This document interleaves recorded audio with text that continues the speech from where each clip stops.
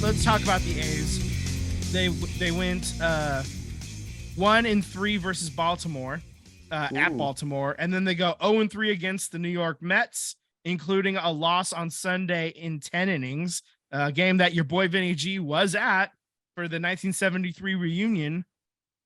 They were actually selling like they did a flash sale back in like, I don't know, November or December, and they said we're going to sell tickets for 1973 prices. So including taxes and fees, I paid $40 for 5 tickets, so $8 a ticket. Oh, and we were pretty sweet. We were sitting in the first deck too, so plenty of foul balls right around us. Just couldn't quite find my hands. You know, they were a little bit too far out of my reach. Did you see? I should have retweeted on our thing, but the Friday night, was that the first game of the series against the Mets? Yes. Yeah. The so 17-6. We lost 17-6, and the A's, whoever's running their social media page, I mean, I know they're not getting a raise, but you know, God forbid that they are glad that they can stick around and do this here. But instead of posting what they normally do, which is like a screen grab of the game and then the score, it was like a meme of these two guys sitting on the bench or sitting on like a tram or a bus. And it's the same guy, but one guy's looking at the cliffside and the other guy's looking out the window. Yeah. The cliffside guy is all sad and the window guy is happy. Yeah. And it said, posting the A's final score, and it was a sad guy. And then it says, or this meme, it was the happy guy. They didn't even want to post the score of the game. That's fair. That was very fair. Yeah, so the A's are 3-13. They're dead last in the AL West, and 60 wins. It looks like it's gonna be tough, man. I'm pretty sure they're dead last in MLB. Yeah, I mean, I didn't bother to check that entirely. We do want to talk about something that is in the works right now with the A's, though. On June 13th, which is a Tuesday night game against the Rays, first pitch is at 6:40 p.m.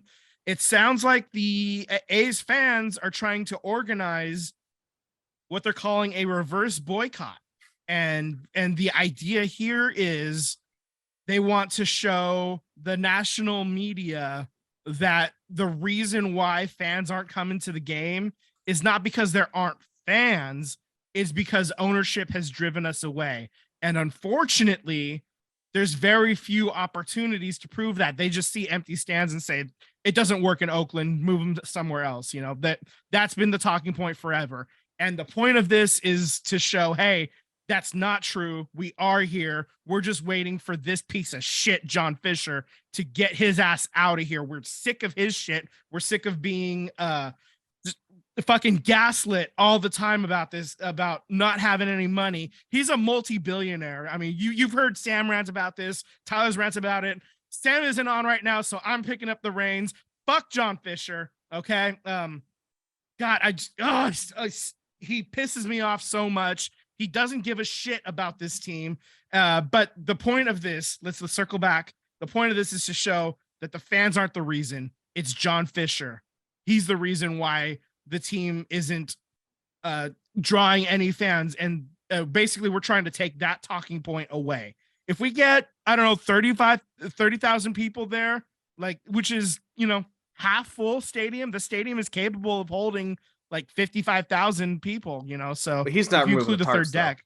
He's not removing the tarps. Oh, no. I'm not talking like Mount Davis even. Like I'm just talking, if you fill up the entire third deck, second deck, and first deck, that's still like 55,000 ish, give or take, you know, 50,000, 55.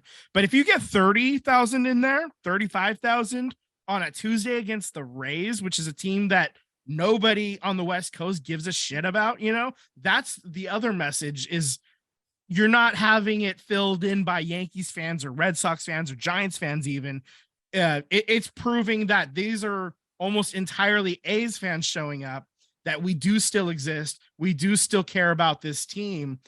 We just are refusing.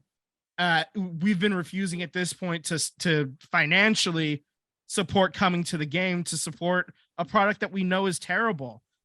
Unfortunately, we will be giving money to John Fisher by doing this, and we understand that. But at this point, not showing up hasn't worked. So the idea is you change the message a little bit. This is the A's fans' way of taking the message and flipping it a little bit and make them talk about another point instead. So Well, if you're I'm an A's loving that fan, it's- oh, go ahead. if you're an A's fan, and you can make a Tuesday night game work, please come. I will say that this first pitch at 6:40, the game will be over. Like a 9-inning game is now taking 2 hours and 35-ish minutes. So you're talking about the game being done at 9:15. Yeah. Ish, sometime around 9:15. If you live anywhere nearby the Coliseum, if you're in Hayward or Oakland or even Richmond, you're going to be home by 10. So it won't be too terribly late. I think for one night you can make it work, and I think it's very important to send a message to all the national media, to the to the people covering this team, that it's important to show up, that we do still exist. So I love that it's being picked up. So essentially, it started as a Facebook group thing, and people were just a little about Twitter it. meme. Yeah. So it got picked up by local news. In the past few days, it was picked up by Bleacher Report, and then I just read today that Sports Illustrated wrote an article onto it. So it's getting some national traction, which is great. We need that. And I think it's you got to support as the best you can. We're still debating on getting our tickets, but my concern that I'm worried about is that John Fisher knows what day the game is. Who's to say he won't raise the prices just to get at him, one last dig at him, at all the fans? We'll see. I mean, at this point, the prices are fairly, well locked in. They're not gonna really do flex ticket. Like I will say, they probably won't be offering discount tickets for that game. I mean, they do a lot of flash sales, $10 tickets or whatever for different games that they think there won't be a lot of people at, to try to just get anybody into the stadium. Like, that's the marketing team doing that. So I think with this secret out now at this point, I don't think they're going to do that for this game. I think they'll probably make you pay full price. But that being said, full price, even though they have raised the ticket prices in recent years a lot, it's still more affordable than a lot of other things you could be doing in the Bay Area. So if you're able to make it happen, then please come down. You're listening to the SVT podcast. Subscribe on YouTube and hit the bell to get alerts when we post a new episode. Follow us on Instagram and Twitter at SVT Sports Pod.